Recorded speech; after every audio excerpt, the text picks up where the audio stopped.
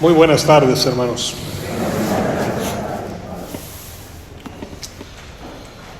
Muchas cosas que celebrar un 12 de octubre. Para mí tiene una relevancia especial porque el 12 de octubre es la Virgen del Pilar, patrona de España, patrona también del ejército. Mi abuelo, mi padre, mi hermano, todos son militares, así que siempre era fiesta en mi casa. Patrona de toda Hispanoamérica. Parece que ella hubiera abierto el camino del descubrimiento y de la evangelización de este continente en el que ahora vivimos todos, en el que después se aparece la Virgen de Guadalupe para heredar esa herencia mariana que tiene que conducir siempre el camino de la fe. Hoy, 12 de octubre, también es el 130 aniversario de la coronación de Nuestra Señora de Guadalupe y el 49 aniversario de la consagración de la nueva basílica. Hoy se celebra la Misa de las Rosas en la basílica. Esas rosas de Castilla que fueron la prueba, ¿no?, que se le pidió a Juan Diego para que presentara al obispo Zumárraga, que guardó en su tilma y que después quedó impregnada esa sagrada imagen a la que hoy recurrimos, ¿no?, siempre presente en nuestras vidas. Como digo, muchas cosas que celebrar, pero un tema sobre todo que nos va a centrar en todas estas celebraciones, y es la acción de gracias.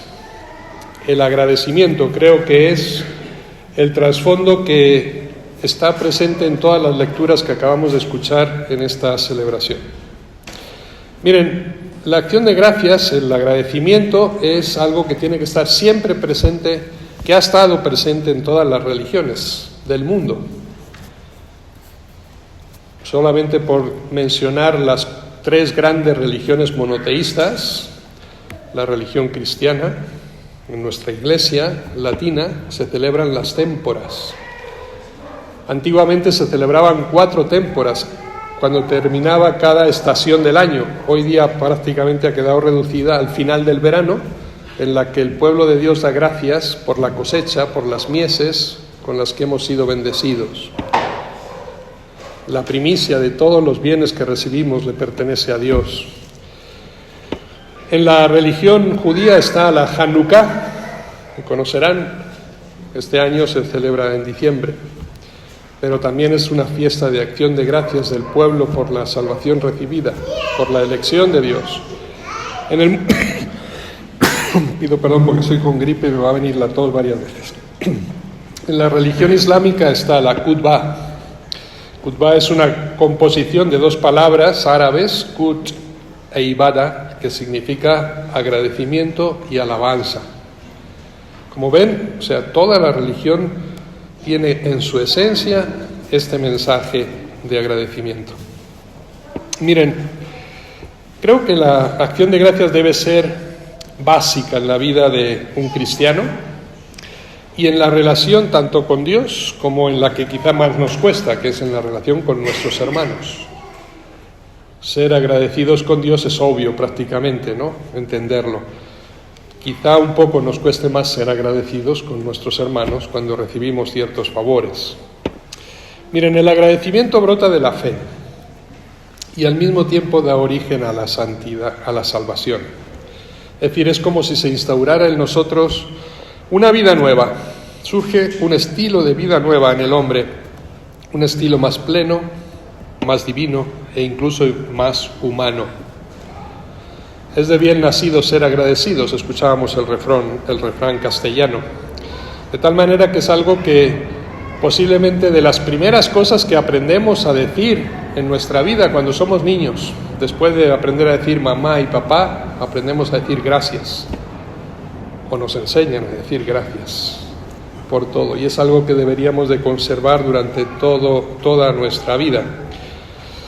Siempre es una expresión de gratitud, y cuanto más grande es el favor que recibimos, es decir, cualquier regalo en nuestra cultura, cuanto más inesperado es, más gratuito se vuelve y por tanto el sentido de gratuidad, de acción de gracias es mucho mayor, mucho más genuino.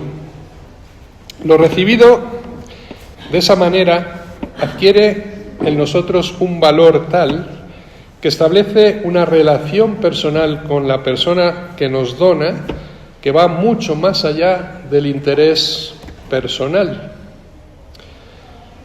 que siempre suele ser egoísta.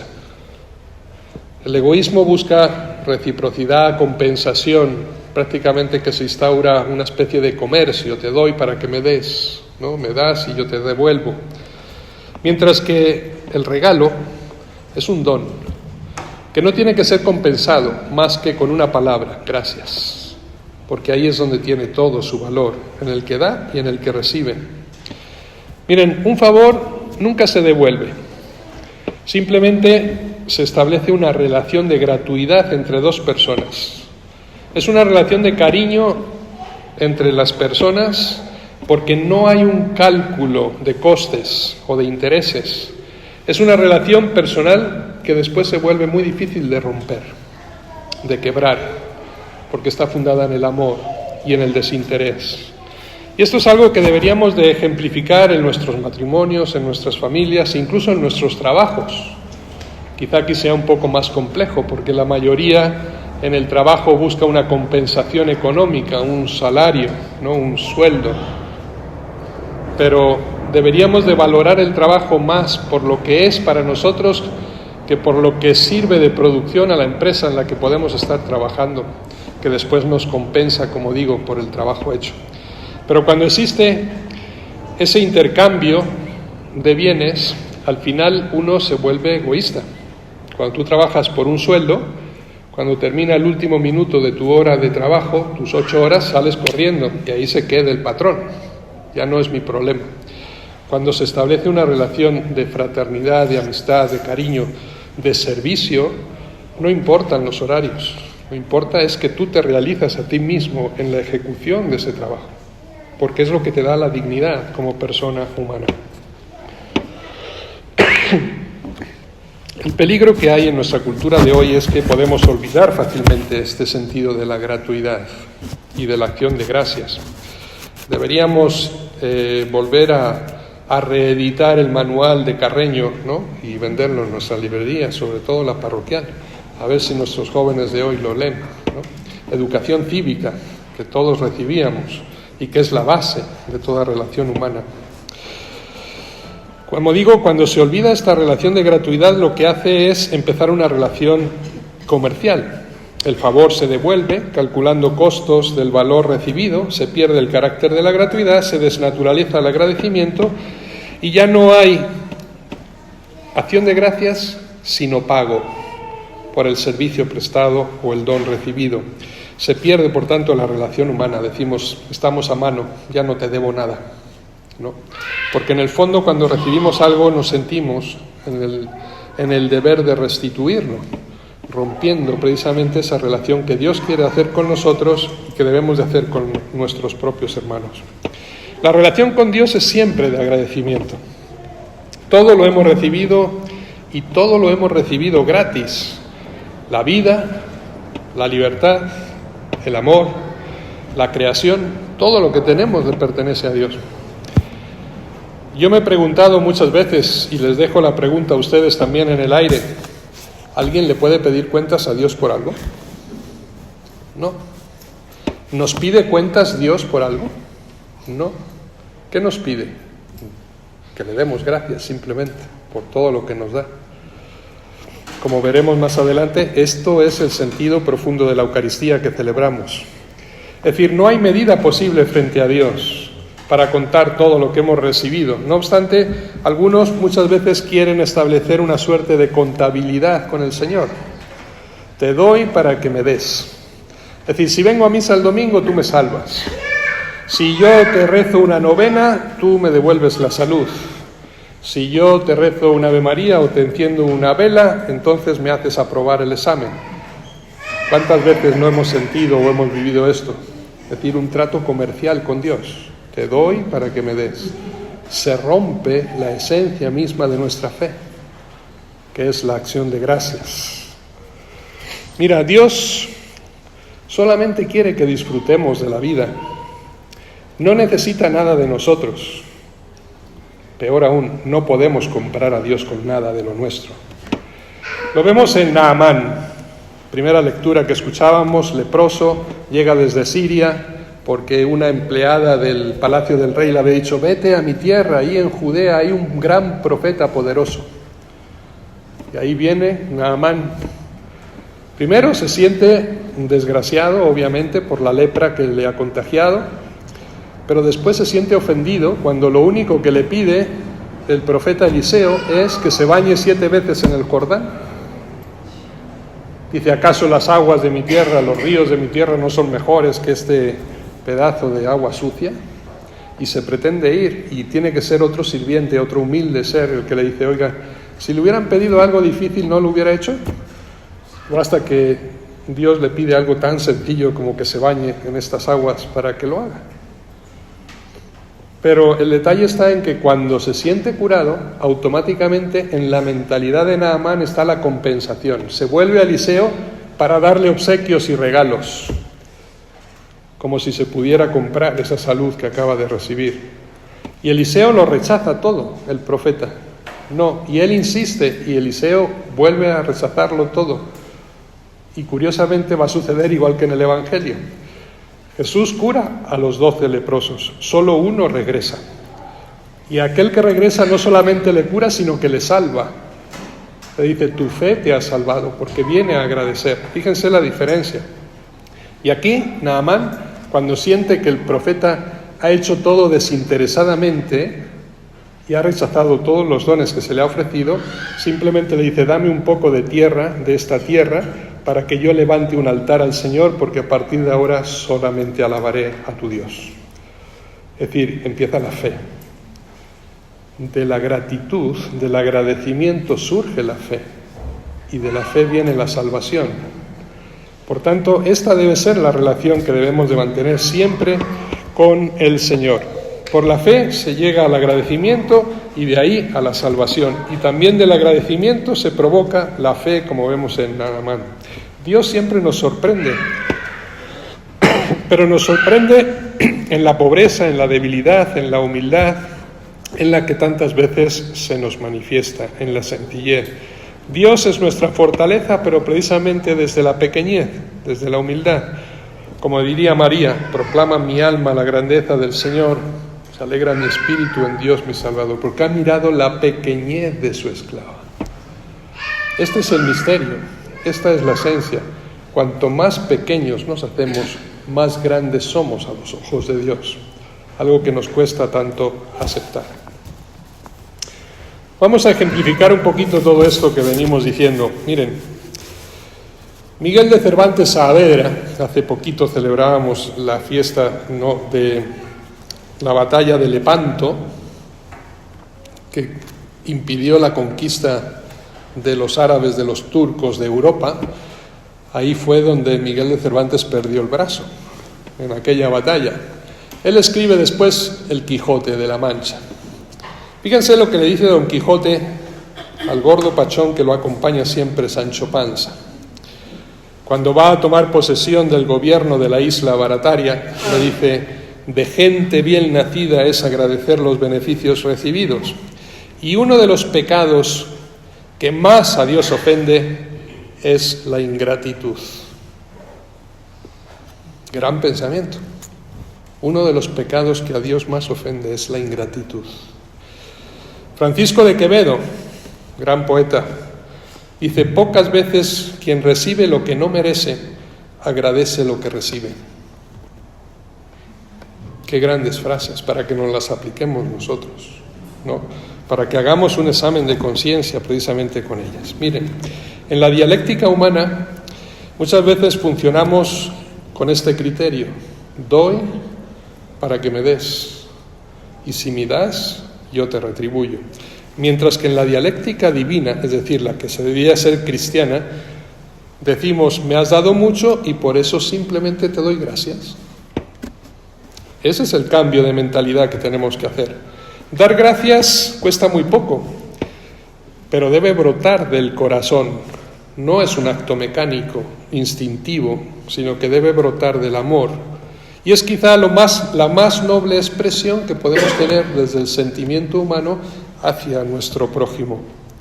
El agradecimiento es a veces lo único que podemos dar. Quien da otras cosas que posee sin agradecimiento, lo único que hace es un intercambio de dones, es decir, un comercio con la otra persona. El que no es agradecido es sumamente pobre, porque no es que ni siquiera da las de las cosas, sino que no es capaz de darse a sí mismo, a los demás. Quien no da gracias a Dios es porque en el fondo no está convencido de deberle nada al Señor, como sucede con los 9 judíos, que se sienten en el derecho de ser curados. El samaritano, el extranjero, ¿no?, el despreciado, en cambio vuelve a dar gracias. ¿Por qué? Porque siente que él no merecía nada y sin embargo lo ha recibido todo. Y ahí empieza el don de la fe. A Dios le debemos todos, todo, quizá incluso sin saberlo. Había en una ocasión un rabino que continuamente daba gracias a Dios por todo. Y un compañero suyo que lo escuchaba siempre en esa acción de gracias le dice: pero si no tienes nada, ¿de qué das gracias? Y le contesta: yo necesitaba precisamente la pobreza y Dios me la concedió, por eso le agradezco. El don de la pequeñez, el don de la pobreza. Miren, 10 leprosos, 9 obedecieron y quedaron curados. Es la expresión del legalismo, en el que tantas veces nos movemos todos nosotros, sin saberlo. Es decir, en el cumplimiento de los mandamientos. Ahora bien, si nos limitamos simplemente a cumplir, mal hacemos. Uno, sin embargo, no solamente fue curado, sino que creyó y entonces fue salvado. No es lo mismo curar que salvar. Curar afecta al exterior de la persona. Salvar afecta a la totalidad de la persona.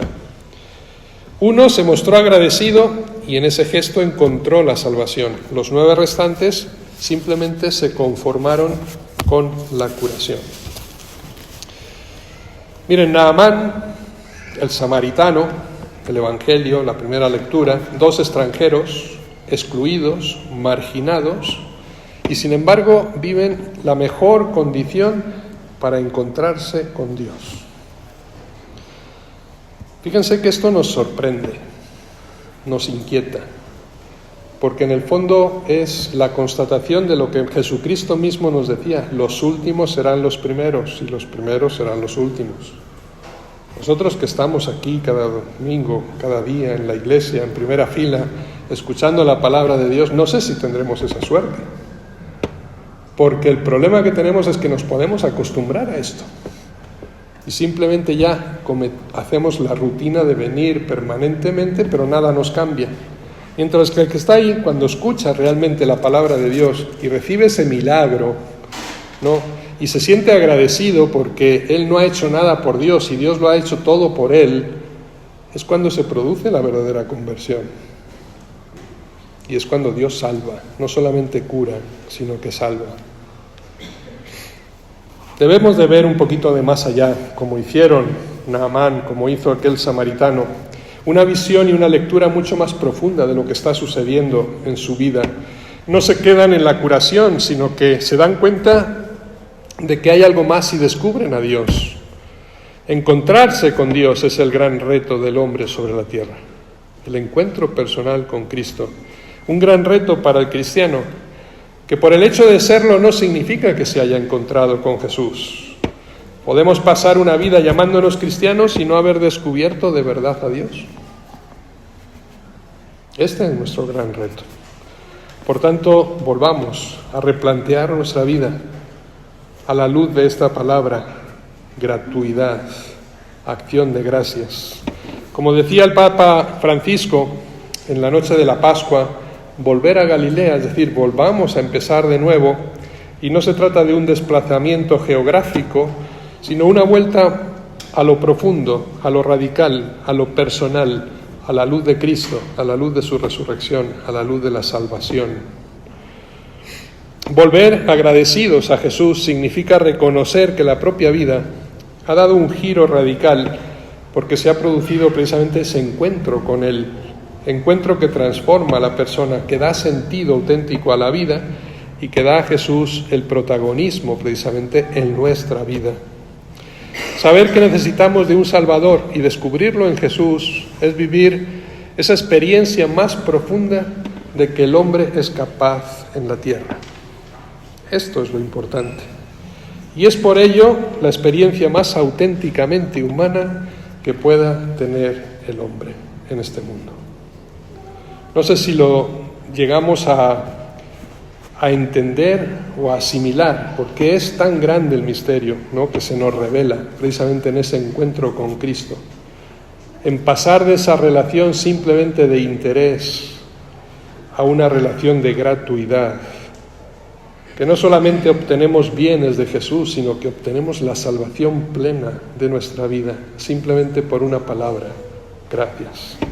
Esta es la Eucaristía que vamos a celebrar. Aquí entendemos verdaderamente el sentido de la misa. La palabra Eucharistos, Eucaristía, en castellano, significa acción de gracias. En griego, acción de gracias. Miren, cuando nosotros empezamos el prefacio de la misa, es precisamente una expresión de acción de gracias. En verdad es justo y necesario darte gracias, Señor, ¿no? Ese es el prefacio, acción de gracias que termina en la alabanza: santo, santo, santo es el Señor. Es decir, la acción de gracias me lleva al reconocimiento de Dios, ¿sí?, a la plenitud de la oración. Esta es la Eucaristía, acción de gracias, me conduce a la alabanza. Miren, para terminar, les voy a dejar aquí un par de frases. La primera de mi gran inspirador Chesterton, como se podían imaginar, que con la típica ironía inglesa que le caracteriza dice: una vez al año agradecemos a los Reyes Magos los regalos que encontramos en nuestros zapatos, pero nos olvidamos de dar gracias a aquel que todas las mañanas nos da 2 pies para meter en nuestros zapatos. Ese es Chesterton, ¿no? De una manera tan irónica, tan sencilla, nos hace penetrar la realidad. A veces hacemos o damos gracias por lo banal, por lo insignificante, cuando lo más grande que tenemos, y lo tenemos delante, simplemente no lo agradecemos, la vida misma. Santa Teresita de Lisieux decía: hagamos extraordinario las cosas extraordinarias, hagamos ordinarias las cosas extraordinarias. En ese gran mensaje de la infancia espiritual, acostumbrémonos a lo extraordinario de Dios en nuestra vida. Sepamos discernir ese signo que Dios nos deja. Tenía aquí un gran pensamiento de Abraham Haskell, pero me lo voy a saltar porque es un poco más complejo, filosófico. Pero termino simplemente con Pablo Dors. Pablo Dors es un sacerdote, un literato español todavía vivo, que decía: el agradecido vive 2 veces, el que se queja no vive ninguna, porque lo que hace es vivir renegando toda su vida. Y el gran maestro Eckhart decía: si la única oración que hicieras en tu vida fuera esta, gracias, sería suficiente. Si la única oración que hicieras en tu vida fuera esta palabra, gracias, Señor, sería suficiente. Una sola palabra al buen ladrón le bastó el premio de la salvación: hoy estarás conmigo en el paraíso. ¿Y nosotros nos complicamos tanto la vida? Seamos agradecidos en todo y con todos, que así sea. Actos de culto, mientras que la fe es una militancia comprometida. La religión busca conservar la cultura establecida, el statu quo, mientras que la fe tiene una conciencia crítica en cualquier cultura y está abierta a acoger cualquier pensamiento. La religión maneja un concepto, el cristiano católico, mientras que la fe maneja otro concepto, el cristiano creyente. Jesucristo en el fondo dice: el que crea y se bautice se salvará. No solamente el que se bautice, sino el que crea y se bautice se salvará. Y esto nos lleva a hablar un poquito de la superstición. Pasamos de la religión a la superstición, que muchas veces hasta se confunden. La superstición se funda en la intención, la fe en los hechos. El hombre de fe está disponible ante Dios. El hombre supersticioso quiere tener a Dios disponible para él. Esa es la diferencia básica. Si forzamos un poquito la etimología, credere, ¿no? De ahí viene creer, credere, del latín, podría venir de cordare, es decir, de dar el corazón, de exponer el corazón para el otro, es decir, entregar el centro de tus decisiones a la otra persona. Eso es creer, es esa disponibilidad al amor, a la entrega, en total confianza. San Pablo, en la carta a los Gálatas, habla de cristificarse, es decir, cuando tú das tu corazón al otro, en el fondo te estás transformando en el otro, estás asumiendo la identidad del otro, y estoy hablando del otro con mayúscula, de Dios, de Cristo. Ya no soy yo, es Cristo que vive en mí, llega a decir San Pablo. Hasta tal punto se había identificado con el Señor amado. Esa es la fe. Esa es la profundidad de la fe. Hablamos muchas veces de que en el mundo de hoy vivimos una crisis de fe. Bueno, yo soy un reaccionario de esa expresión porque no creo que exista una crisis de fe, o por lo menos en parte. En el sentido de que siempre he dicho que la fe no se puede adquirir. Uno no viene a la iglesia a comprar fe. Uno no va al mercado y encuentra la fe, ¿no? Y menos en rebajas. La fe es un don de Dios. Cuando hablamos de las virtudes teologales, fe, esperanza y caridad, son las tres únicas virtudes que no son adquiridas, sino que son un regalo de Dios, son un don de Dios. Por tanto, yo no puedo hacer nada para tener fe si Dios no me la da. Y una vez que me la ha dado es mía y no se puede perder. Así como no puedes hacer nada por adquirirla, no puedes hacer nada por perderla. Porque desde el momento en que fuiste bautizado, empieza a ser parte de tu naturaleza. Es parte de tu ser. Cuando decimos, ¿no?, con del crisma, es una señal indeleble impresa en el alma, ¿sí?, hay un cambio ontológico. O sea, yo no puedo decir que ya no soy cristiano como capricho. Si te bautizaron, lo eres, te guste o no te guste. Yo siempre pongo el ejemplo del hijo que se va de casa porque se enfada con papá y con mamá. Incluso hoy día, por la legislación moderna, se puede cambiar hasta los apellidos. Pero si tú le tomas una prueba de ADN, ahí te va a decir quién es tu padre biológico y tu madre biológica, y no lo puedes negar aunque no lo aceptes. Igual sucede con la fe. Somos hijos de Dios, lo aceptemos o lo neguemos, y no podemos nunca dejar de serlo, y Dios nos reconocerá siempre como hijos, a pesar de haberle negado. Por tanto, la fe no se pierde, simplemente deja de ser visible, deja de ser actuante, ¿no?, si yo no lo provoco. Por tanto, cuidado con ese concepto de crisis de fe. Yo creo que más que hablar de crisis de fe, yo creo que es la fe la que nos pone en crisis a nosotros. No, porque nos exige un estilo de vida que no estamos dispuestos a seguir en radicalidad. Entonces la vida entra en crisis. Mi conciencia, ¿no?, me cuestiona permanentemente. La fe debe llevar al testimonio y al compromiso. No es, por tanto, algo personal, egoísta, algo para mí, sino que es algo para compartir, para dar, para vivir en comunidad. La fe viva debe ser fe que dé vida y no que nos avergüence en público el profesarla y el reconocerla. Ahí es donde viene el fallo. Miren, les voy a dejar también algunos pensamientos que nos pueden retroalimentar de lo que acabamos de decir.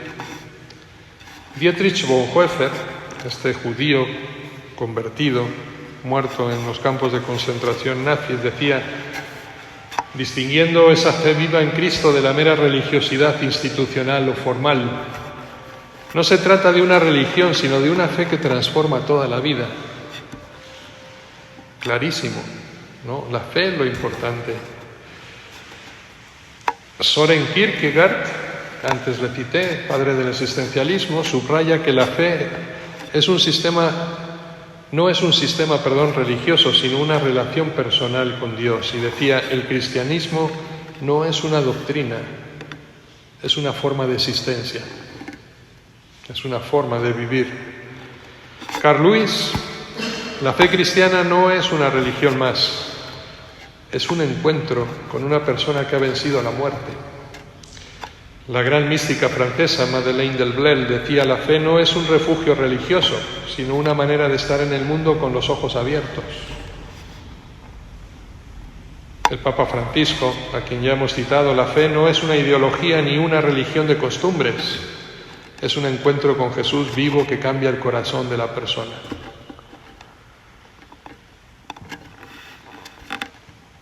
Antoine de la Supéry dice, la fe no es una fórmula que se aprende, es una llama que se lleva dentro del corazón.